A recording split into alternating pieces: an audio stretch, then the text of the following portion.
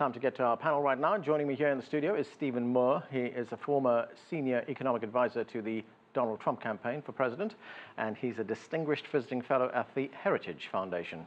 Joining us from Houston is Tony Payan. He is a fellow and director at the Mexico Center at Rice University. From Miami, we are joined by Maxime Larivé. He is research associate at the EU Center of Excellence at the University of Miami. And joining us too from Beijing is Einar Tangen. He is a current affairs commentator. Welcome to all of you to the show. Tony Payan, let me start with you. Mexico is one of those countries targeted by these measures announced by President Trump. Mexican exports of these particular metals will face tariffs coming into the United States. Here we have a country which is an ally of the United States, one of its biggest trading partners. How will this affect Mexico? Well, there's a couple of things. I think that the Trump administration's announcements cornered Mr. Peña, and he had to respond very swiftly. As you know, Mexico is in the midst of an election on July 1st. Mr. López Obrador, who's not necessarily anti-American, but he may not be as friendly to NAFTA and foreign trade as Mr. Peña is well ahead in the polls. And so the administration of President Peña had to respond very quickly. This is, I suspect, going to have a very clear effect on the Mexican elections on July 1st. And of course, Mexico is bound to respond very, very quickly if they don't want to lose even more ground. And Tony, very quickly, what kind of retaliatory measures can Mexico take? Well, Mexico has essentially said that they're not going to exceed the dollar-for-dollar retaliation. They have signaled that some products like steel itself, aluminum itself, some berries, and other products in exactly the same amount, billions of dollars that Mr. Trump has designed or has designated for sanctions or for tariffs. This is exactly what Mexico is doing. So they're not going beyond what Mr. Trump is doing. They're simply responding an eye for an eye and a tooth for a tooth. Okay, Stephen, President Trump is slapping tariffs here on Mexico, Canada, and the European Union. Close allies of the United States in more ways than one. They're just not trade allies. They don't trade with each other. They also are security allies in many respects. You've just been to the White House. What is President Trump doing here? Is he playing politics with this to some extent, satisfying his base, saying that, look, you know, when I campaigned, I said I would do these things, now I'm doing it? Well, there's a little bit of truth to that, for sure. I remember campaigning with Donald Trump through a lot of the Midwestern industrial states of the United States, and he made this promise to workers in there, factory workers, the blue-collar workers, that he was going to get tough on trade, and now we've arrived at that moment. And you know, he knows, by the way, that I'm someone, even as an advisor, who didn't always agree with his trade positions. This is classic Trump, and one of the things I'd tell your audience about Donald Trump is, if you really want to understand kind of the game he's playing, you have to understand his book, which is called The Art of the Deal. This is a guy who is a negotiator. What he is trying to achieve here is to use the leverage of tariffs to bring down tariffs in other countries, which is why if the reaction of these other nations is to raise their tariffs, you know, then you get in a tit-for-tat situation. I'd make one other quick point about this eye for the eye, tooth for the tooth idea. Donald Trump believes, and I think there is some truth to this, not, I don't entirely agree with it, that, look, we're the alpha male when it comes to trading. Every country wants access to the U.S. consumer, $10 trillion consumer market, especially China. Right. And I think he believes, look, these countries need to trade with us more than we need to trade with them, especially because we have a trade deficit. So I think that's, I'm not justifying, but I think that's the way he thinks. Just very quickly, if I'm hearing what you're saying correctly, you're saying that this is a negotiating tactic? It is. Okay. There's no doubt about that. Right. Let me go to Maxime Larivé. Maxime, even before President Trump's announcement, the French finance minister was saying that this is a protectionist measure. Let's listen to what the minister had to say. Le commerce mondial. World trade is not about settling scores at OK Corral. It's not everyone attacking the other to see who remains standing at the end. This will only be the victory of those who want less growth, those who don't think we can develop our economies across the planet. So, Maxime, these tariffs, they've been in the pipeline for some time, as I mentioned. How would Europe now be looking at the fact that the U.S. is going to implement this from midnight Eastern time in the United States tonight? Well, the European Union has been pretty vocal on the response to the tariffs.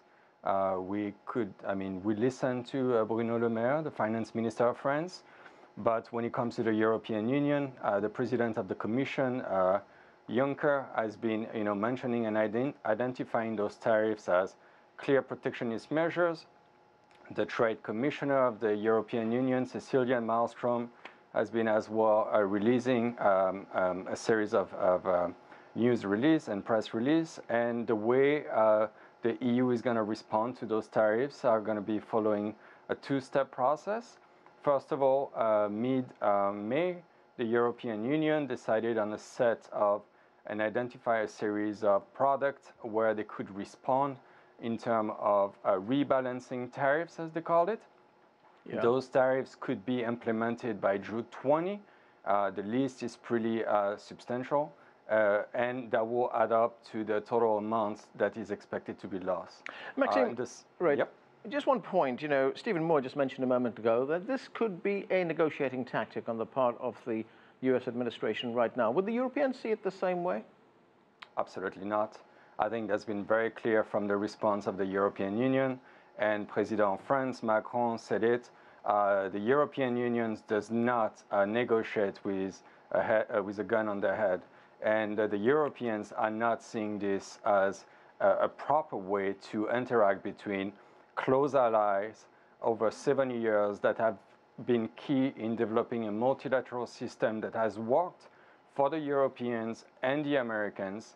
And in those terms, they do not see it that way.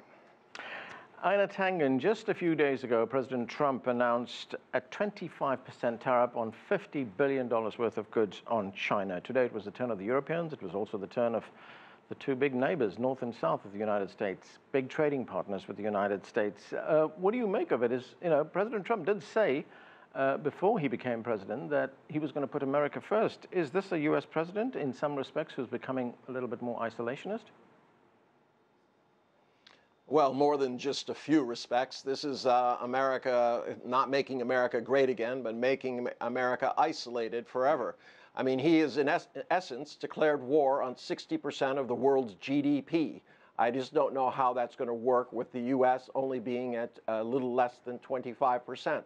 This kind of ham-handed playground bully stuff is not working well and threatens the U.S. in terms of what if these nations come together and form a coalition and say, listen, Donald Trump is beyond the pale. We will simply label him as a rogue. He's taking American leadership, which used to be aspirational, and turning it into how I can make you afraid.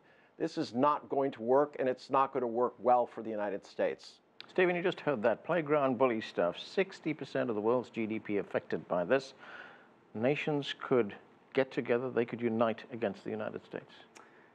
Well, look, I mean, every country wants to trade with the United States. As I said before, we have the biggest consumer market. We do run trade deficits with all of these countries, so Trump believes that these nations have more to lose than we do. But this is not the kind of tit-for-tat situation you want to get into. I think the failure of what Trump did today in the last week with auto tariffs, aluminum tariffs, steel tariffs that are affecting all of these nations is, what I've advised Trump to do is, look, the bad actor is China. China is a country that is stealing from our technology base. They are not playing by the rules. We're running, by some measures, $400 billion a year trade deficits. We're running a trade deficit with them. What would make sense if he wants to get tough with China is actually to unite the rest of the world. In other words, what he wants to do is unite the rest of the world against China. And what this gentleman is saying is he may be uniting the rest of the world against the U.S. Okay, let me get a response from Einar Tangen. Einar, what do you make of that, the fact that China is the bad actor here? Oh, well, I always think that's a very, very strange thing to say. Exactly how is China forcing U.S. consumers to buy Chinese goods? If they don't buy Chinese goods, the goods they buy will be from other nations who have lower labor rates. This kind of fictitious idea that somehow China has surreptitiously come in and forced, American consumers to take their goods really is quite silly. The fact is that the U.S. is 5% of the world's population, yet is responsible for 1/4 of the world's consumption. It's a large market. question is it sustainable? And is this the way that you go about making friends and allies? You know, simply villainizing China does not address the issue about American competitiveness. And trying to put a lid on it is not going to do it either. All right, Tony Payan, if we look at Mexico, how will this impact the steel industry, the aluminium industry, or aluminum industry in Mexico? I mean, would Mexico be looking, for instance, at other markets? Well, absolutely. I think that the industry that is most likely to be affected in Mexico is the automotive industry, of course. This is an industry that is heavily integrated from Quebec, Montreal, to Wichita, Kansas, to Querétaro, Mexico, and they obviously use a lot of the steel that goes back and forth between the two countries. So immediately consumers on both sides of the border will see the price of cars go up. Electrodomestics is another product that uses quite a lot of steel and so on. So this is going to affect ultimately consumers. I don't think that the U.S. Treasury gains a whole lot on that 25% tariff.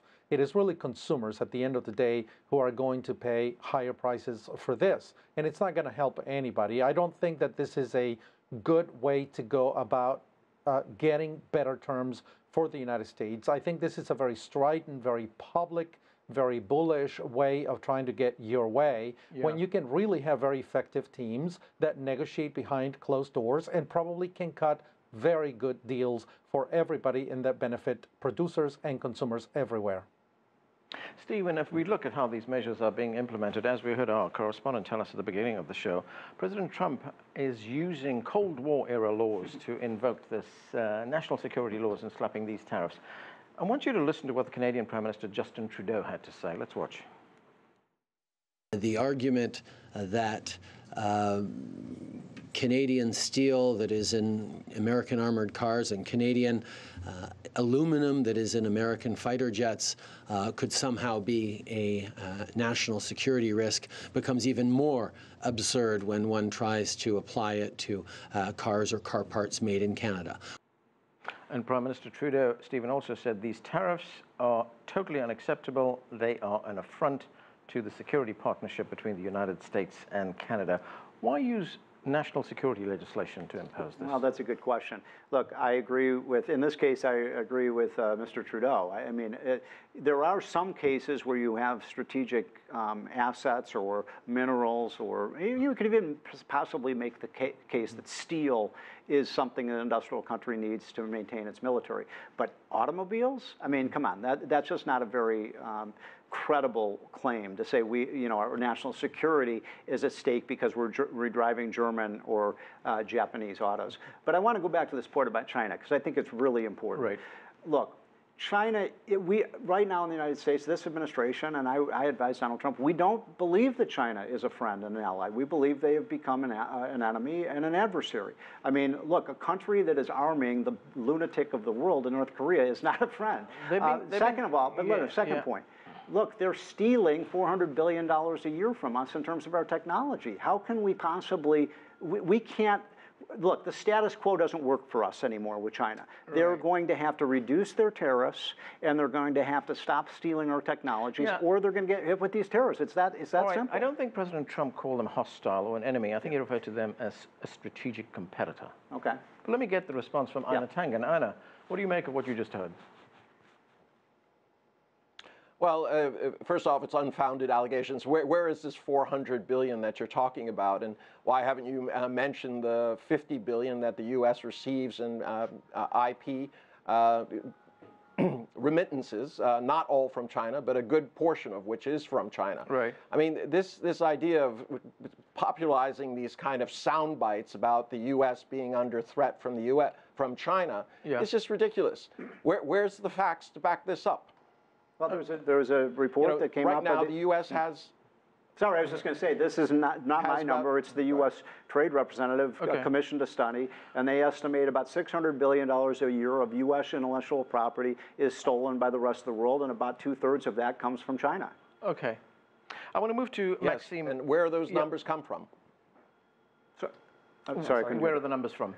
From the U.S. Trade Representative Office. Okay. Maxime, yes, and how are they put together? I'll find out for you.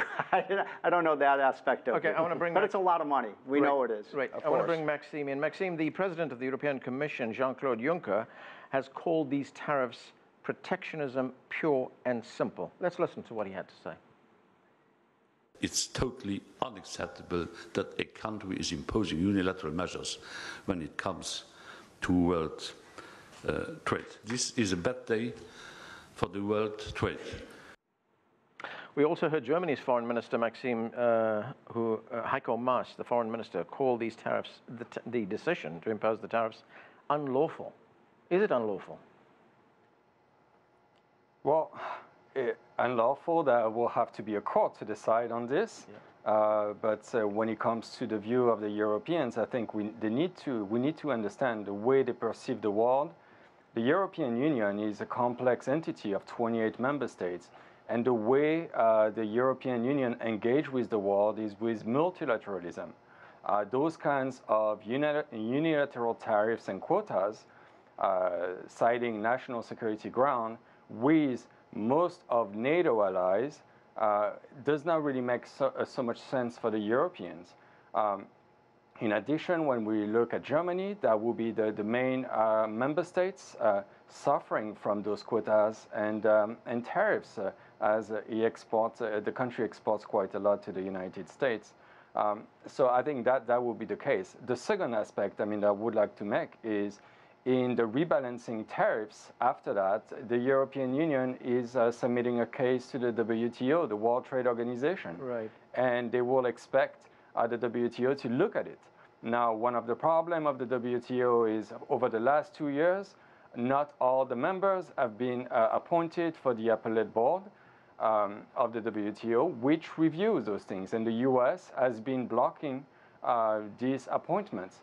Now, this is a problem because it undermines the WTO's mechanisms to review those processes and procedures and see if country violates or do not violate the rules of the international trading system. Tony Payan, Mexico has already announced retaliatory measures. It says that it will impose similar measures, similar to that the United States is imposing, on flat steels and a wide range of food products. These are mostly processed food products that it imports from the United States. Are we looking at a major trade dispute here between Mexico and the United States?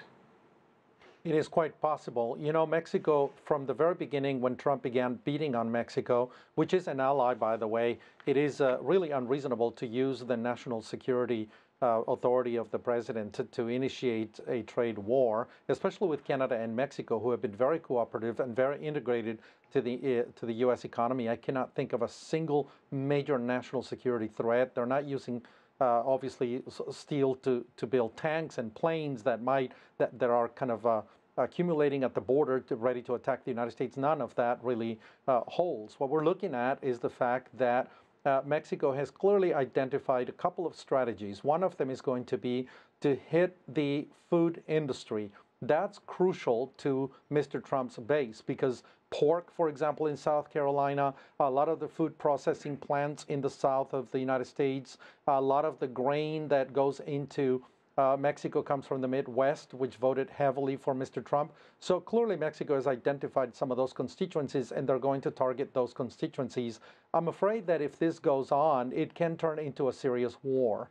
The second issue that I want to address is the fact that Mexico has already begun looking for additional partners. They have negotiated an agreement with the European Union. They're looking very seriously at the Pacific Rim, at China as a potential commercial partner. Right. So I think in the end, what the United States is doing here is essentially using a very old excuse from the Cold War, a relic, to create enemies where there are none, and essentially isolate the United States even from its closest allies and neighbors. Stephen, what are your thoughts on the possibility, on the risks of a trade war? It is very risky. You know, I've always told Donald Trump, you know, look, the outcome that he wants is for other countries to lower their tariffs on our products. And the fact of the matter is, I mean, that's just a fact. Most countries have higher tariffs on our goods than we do with theirs. China, the big problem with China isn't tariffs, it's non-tariff trade barriers that make it extremely difficult for American companies to do business in China. So Trump wants to use the leverage of these tariffs to bring these other countries into order so that we don't continue to have these trade imbalances. But it's a risk because there's no question. I mean, these gentlemen are right. American consumers will be the victims of these tariffs. It'll be more expensive to buy a car or manufacture goods and things of that nature. And so it's a risky strategy, but I don't see Trump necessarily backing down. I mean, he's trying to get these countries to negotiate, and this may take months to settle. Right, Einar Tangen, China and the United States, of course, will engage in another round of talks. Commerce Secretary Wilbur Ross will be heading back to China for these talks. But while the United States is imposing higher tariffs on goods it imports from China, China has announced that it will cut tariffs on goods it imports from the United States. So what's the Chinese strategy here? Chinese strategy is very simple. It's dedicated to multilateralism. As Trump becomes more isolationist, actually, the irony is China has become more international, more global in their reach, and it's working. If you see this, if you're a country right now and you've just been hit with tariffs by Donald Trump, and China is lowering their tariffs, not only for U.S., but everybody, it really presents a very stark contrast, not only in substance, but style. If you look at Donald Trump versus Xi Jinping, who do you want to deal with? Somebody that you can't quite put your finger on, you're not certain of his strategy, or somebody who is almost glacial in terms of how China moves forward and how they telegraph what they're going to do. This is really Donald Trump's problem. He's uniting the world against the U.S., as you pointed out. Very quickly, Stephen, what are the prospects for the next round of talks? Well, I'd love to see NAFTA negotiated and continued, you know, because NAFTA has been a big... This complicates NAFTA, doesn't it? Pardon me? What happens now complicates NAFTA. It does, yeah, it certainly does. So I'm a big fan of NAFTA. I think it's worked for all three countries, as these gentlemen have pointed out. I think one thing I would add, I mean, look, I do think Trump is really focused mostly on China. I keep coming back to that. And the problem with, I think, this analysis is it's very simple. China needs access to American markets more than we need access to theirs. Right. And Trump is playing that trump card, if you will, to try to get them to behave. Einar Tangen, I've got 20 seconds left in the show. What are your thoughts on how these talks will turn out? Donald Trump will walk it back. There's a lot more at stake than your guest realizes. There are a lot of American companies in China who are at risk in terms of their sales here. Okay, we're going to have to leave it there. Thanks to all of you for being with us.